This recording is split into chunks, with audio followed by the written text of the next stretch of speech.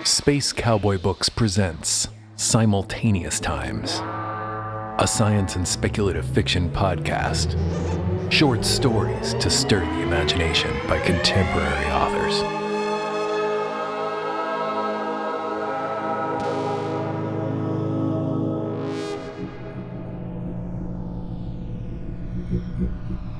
Come Home Laika by Douglas A. Blanc, with music by Patrick Earn, read by Jean-Paul Garnier.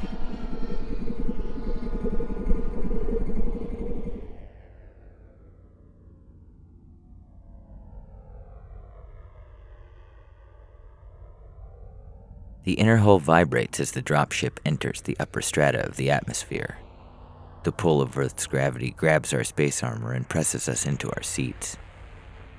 Me and a dozen of my fellow Marines are strapped into 2 rows of benches as the landing craft begins to buck. Sergeant Lassie walks up and down the aisle between the benches. She has her helmet off and approaches each of us one by one. She leans in close and rubs her muzzle against each of her Marines, growling words of encouragement. When it's my turn, she flashes her teeth and says, "Corporal Tracker?" She strokes her muzzle against mine. Her smell reminds me of my mom and litter mates far away on Canis Major. I sigh, and my neck and shoulders relax. Sarge whispers in my ear, "Who's a good boy?" Unconsciously, my back leg bangs rhythmically against the metal deck. As Sergeant Lassie moves on to the others, I notice a persistent squeaking noise across from me. Scout, a nervous husky from Cerebus Prime, is chewing compulsively on a star-shaped squeaky toy strapped to the front of his armor. "Scout," I hiss across the aisle. "Get it together." "I can't, dog," Scout whispers through clenched teeth. "I hate these drops. The loud noises, the flashing lights. I can't take it, dog." The toy in his mouth squeaks louder and faster. I pull my glove off and loosen my chest harness. I reach across with my bare paw and gently scratch Scout under the chin. The squeaking slows and then stops as he drops the toy. He opens his mouth and begins panting. "Thanks, dog. I needed that." Someone down the road calls out, "Hey, Rintin, why you drinking so much?" A German shepherd with a bad scar over her eye lifts her head from a bowl of water and barks, her muzzle dripping. "I'm going to piss on every human bunker we clear. Need to load up the old bladder." The dogs around her bark with laughter. "Listen up, pups," Sergeant Lassie yells. She has finished her rounds and is standing in the middle of the aisle.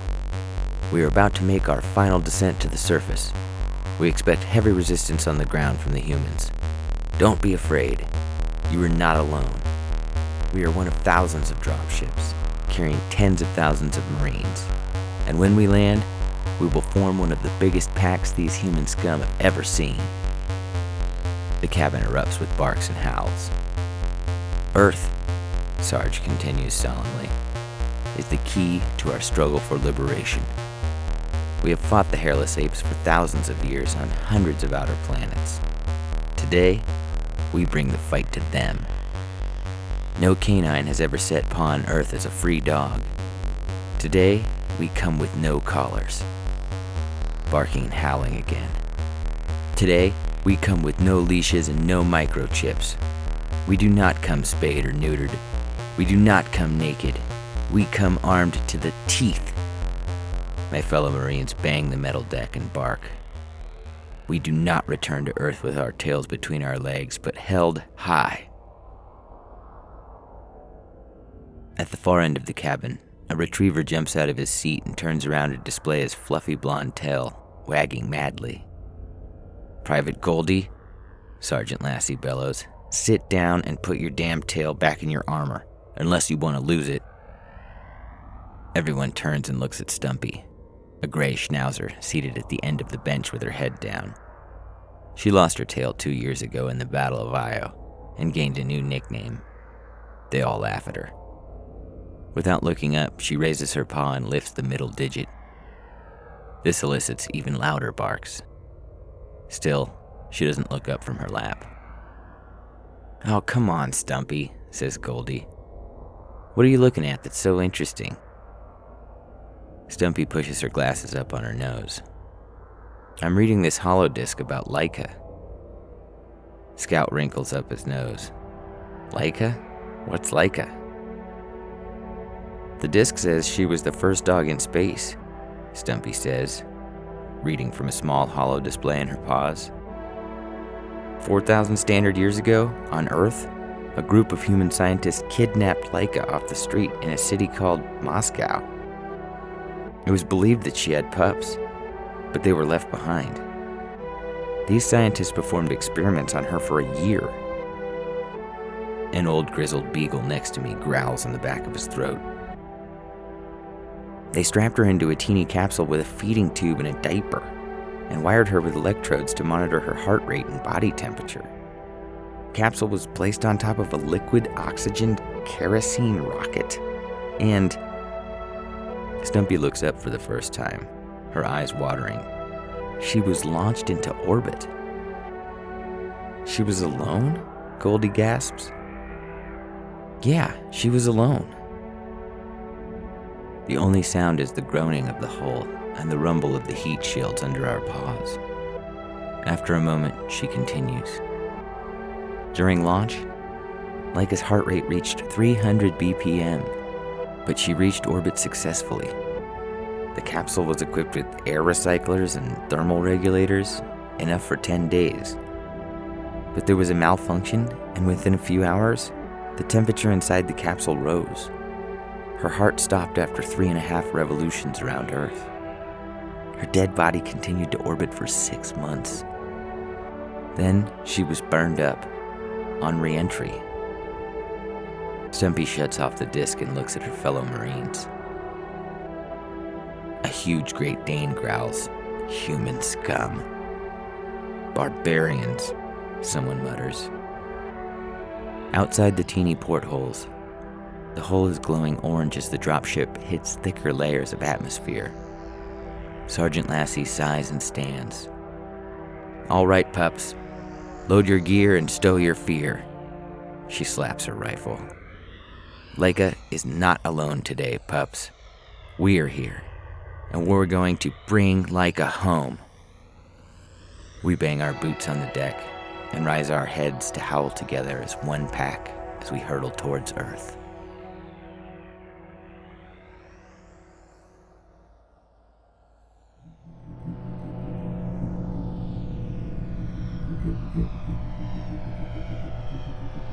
Color on the Lure by Jacob Stephen Mohr, with music by Fog Machine, read by Jean-Paul Garnier.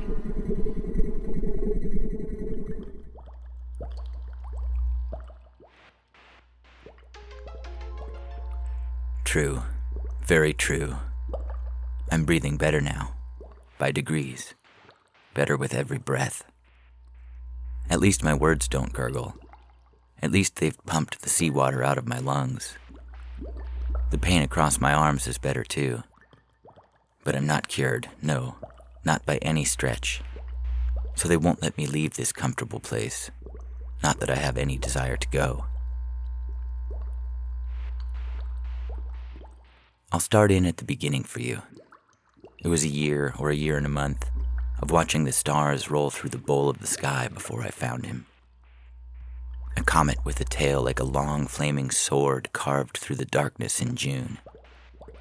Then in July, the papers ran this on page 6. Giant Pacific octopus discovered with 9 arms to be flown to DC National Aquarium. I phoned my travel agent the next day, and by the week after that, I was in Washington. I got the night watchman job. I have no experience guarding over anything, but I'm quite good at talking to people. And the man and woman interviewing me liked my manners well enough. Plus, I was well motivated to persuade them I was their man. They handed over a badge and a flashlight and a key ring that opened the whole complex. I smiled warmly as I shook each of their hands in turn. 9-to-1 odds I'd never see either of them again. That first day, Lord, The wait for evening was an anxious frenzy. I had no residence in the capital, only a hotel room booked under a false name. I sat on the bed, staring at a single point of light reflected in the television's black expanse. My leg bounced. Outside, the sun crawled on its belly. But I kept my cool. I'd waited too long to lose my composure. Weeks upon weeks of watching the stars march and dance until they told me what I needed to know. The hour came. A taxi, prearranged in my carefulness, took me to the aquarium's front gate. With my flashlight, I went to a side entrance and let myself in. My badge, plus a 4-digit password entered within, deactivating the alarms. I renewed these with a punch of a button. Any other night, it wouldn't matter. But in that crackling moment, I was scared to death of being disturbed. The aquarium interior was all a strange half-darkness. My flashlight beam bounced off the glass of water-filled tanks, else it bent through them, warping shadows into clawing sinister shapes. I strode through the freshwater section, ignoring 2 alligators in their terrarium, floating in a dull stupor. It was not quiet. From all around came the hum of motors, the many mechanisms cleaning and agitating small oceans of water. And twice I heard my own footsteps echo, or saw my own reflection in the darkened glass as some approaching looming horror. I confess it. My heart thundered as I entered that last darkened room. Outside of apocryphal descriptions and crude renderings in select text, I had no picture in my mind of how my master would appear. This was a new exhibit. The circular room was empty save for the 1,000-gallon tank rising like a Greco-Roman pillar in the center of the space. Appropriate for them to build a shrine. And here I had come, the first faithful to arrive, to worship and hear.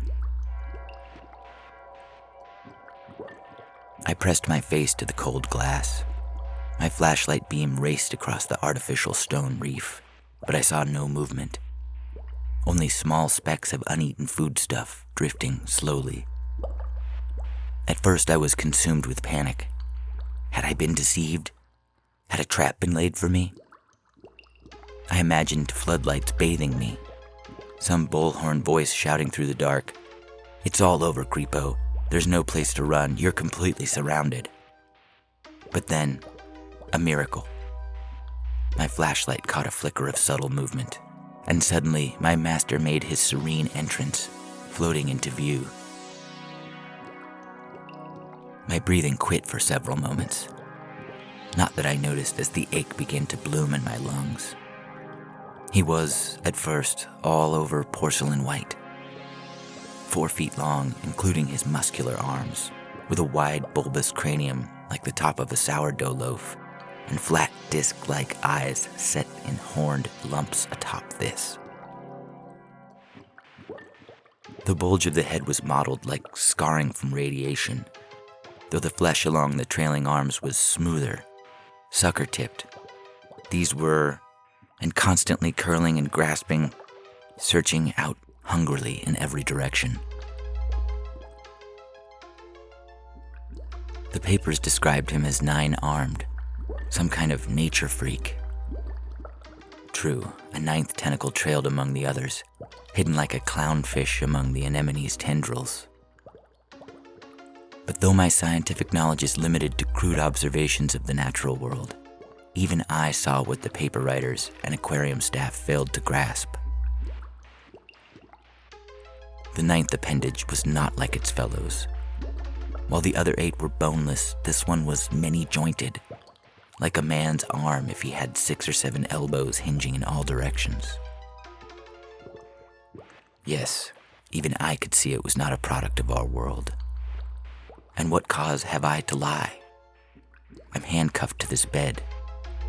Lying won't produce a key. Feverishly, I stroked my fingers across the curved glass. Euphoria gripped me. A year, or a year and a month of constant longing, all through now. A lesser man, I think, would have lost his senses then. Indeed, I was nearly overpowered by a kind of inner radiating cold, much as I'd imagined the void of space. But I recovered quickly. I held my breath as I began the prescribed signs.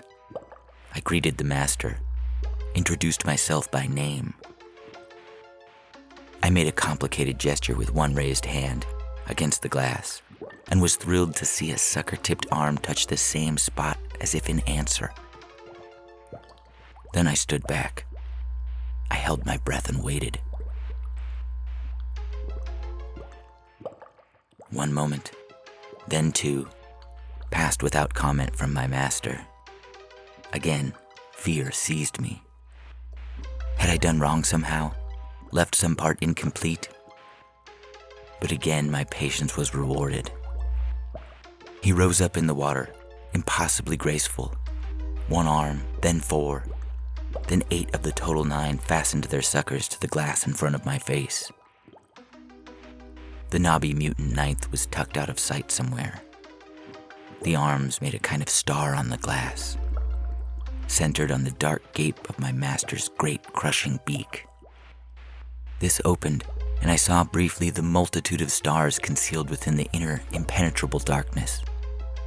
But this first wonder was quickly forgot. From my master's spread eagle body came a kind of pulse, disturbing the water. And then,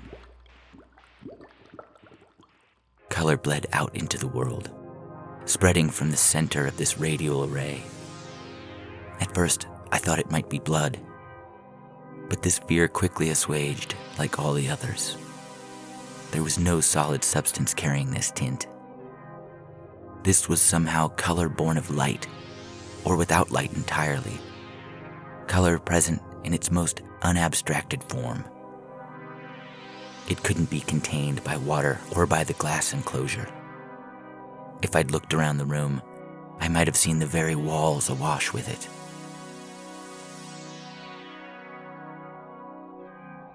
But my attention was drawn elsewhere. The color streaming from my master's body changed near constantly, fluctuating into stranger and more uncanny shade with each passing instant. As soon as one hue was birthed, another was close on its heels, rippling ever outward in an awesome eldritch rainbow. The cold pulse continued, and at the center of all, the master's beak opened and shut, revealing the countenance of the greater darkness, the greater cold that lay within. In any number of texts, explorers to the far north have rendered the chromatic majesty of the aurora borealis in poetic detail. So too have those who have voyaged in the deep ocean described the harsher predatory beauty of the bioluminescent creatures native to that sunless reach. I have long held that beauty such as this, beauty so great as to appear unearthly, serves a greater role. A purpose, in fact, not of this earthly realm. That beauty is in the eyes of the beholder holds true only for common terrestrial loveliness. For the colors and forms belonging strictly to the dark roving heavens, it is a constant and tremendous truth. Beauty used as a tool of transmission, as a lure, a summons, an invitation, a gift. There, in the presence of my master, I had this belief confirmed. The top of his tank was unsecured. Even the amphibious creature his captors mistook him for could have escaped it easily if the urge struck him. But he'd made no such attempt. Was it possible he'd seen some sign as well, foretelling my arrival?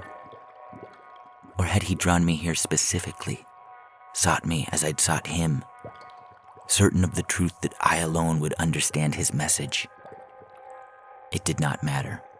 I had come, I had understood, and I had scaled the enclosure, struggling now to maintain balance astride the tank's high wall and thrust aside the heavy lid. There was no hesitation here, only A brief, elated moment where I let my anticipation build, letting the cold pulse's celestial splendor permeate every sense. Surely this was permitted. A pause, just before the climax, before the moment victory was assured. But my master was impatient. The longer ninth arm emerged, splitting the water's surface, raised as if in summons. I obeyed, and slowly, I dismounted and lowered myself into the cloudy, cold water. Many hours later, I was discovered. How many, I can't say. According to my accusers, I was face up floating at the water's surface. My master was curled in the far corner of the enclosure, completely inert.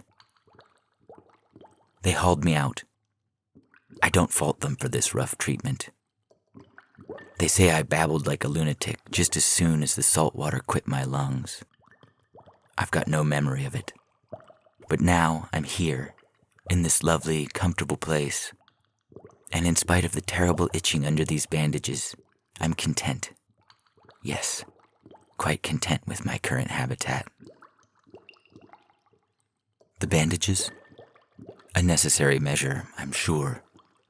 My master handled me quite roughly, giving me his instruction. All down my arms, I can still feel the places where he gripped me, where his suckers bit into my flesh. In my veins stands a needle, numbing the pain from this transaction. But it can't quell the fiendish itch that made me writhe against my bonds at first, shaking in half-formed words against my unseen captors. And yet, I say I'm content. I told you, the pain is lessened. I've got no reason to lie now. So I am happy where I am, elated even, completely euphoric. For the duties inscribed on my arm flesh were not the only gift bestowed by my master's brief embrace. Deep inside myself now, I feel the cold pulse of many tiny heartbeats. My only mistake, the malformed belief that he was really he at all. Imagine, please, what a gift, to shelter within myself that same extraordinary color I beheld in the aquarium room. A true honor, for which I alone have been selected. To become the invitation, the summons, the tool of transmission, the lure. I apologize for cutting this narrative short. I hear footsteps now in the hall. Soon the curtain will be swept aside and my poor, long-suffering attending nurse will appear again. I've got a lure of my own, you see. A bell to ring if I'm in distress. But I'm not in pain. Not yet. Only, my many little masters have sharp beaks and thousands of tiny, toothy arms. And they are already hungry. Beauty, they say, is in the eye of the beholder. I imagine we'll save hers for last.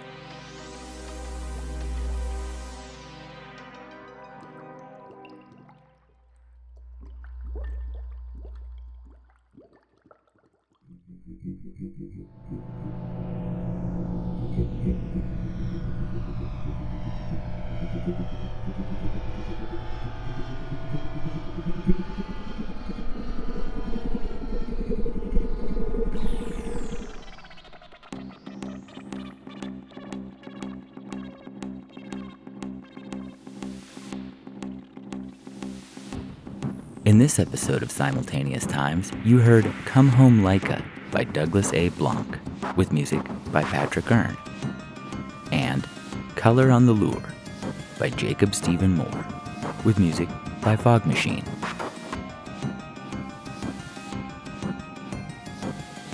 Theme music by Dane Luscombe. Come visit us at our bookstore in Joshua Tree or online at spacecowboybooks.com. Don't forget to subscribe and visit us on Instagram and Twitter. We'd love to know what you think of the show.